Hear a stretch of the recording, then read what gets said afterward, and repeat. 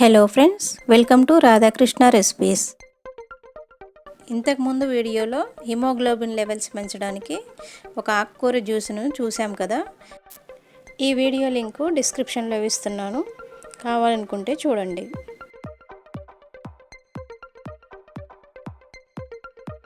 ఇప్పుడు అలాగే blood improvement కోసం ఇంకొక జ్యూస్ని ఈరోజు వీడియోలో చూద్దాము. ఎనీమియాతో బాధపడుతున్న ప్రతి ఒక్కరికి కూడా ఈ వీడియో చాలా యూజ్ అవుతుంది కనుక మిస్ కాకుండా వీడియోని కంప్లీట్గా చూడండి. ఈ జ్యూస్ని ఎలా చేసుకోవాలనో, దీని ప్రిపరేషన్ ఏంటో ఇప్పుడు చూద్దాము. దీనికోసం ముందుగా ఇలా చిన్న సైజువి 4 బీట్రూట్లని తీసుకున్నాను. పెద్ద సైజు అయితే ఒక బీట్రూట్ సరిపోతుంది. అంతే 2 క్యారెట్లను కూడా తీసుకోవాలి.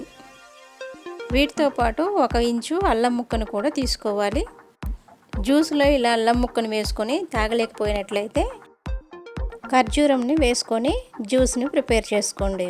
అంతేకాని షుగర్ని మాత్రం ఎట్టి పరిస్థితుల్లో కూడా ఈ జ్యూస్లో కలుపుకోకూడదు.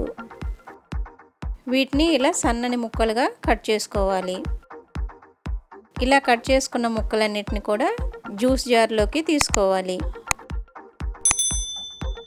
ఈ జ్యూసు డైలీ 1 మంత్ తీసుకున్నట్లయితే బ్లడ్ కూడా ఇంప్రూవ్ అవుతుంది.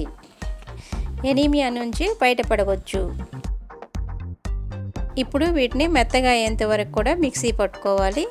అలా కాకుండా ముక్కలు వాటర్ కూడా 2 ఒకేసారి వేసినట్లయితే మనకి జ్యూస్ అంత స్మూత్గా ఉండదు. ఇలా మెత్తగా అయిన తర్వాత దీనిలో 1 గ్లాస్ వాటర్ని యాడ్ చేసుకోవాలి. ఇప్పుడు మూత పెట్టేసి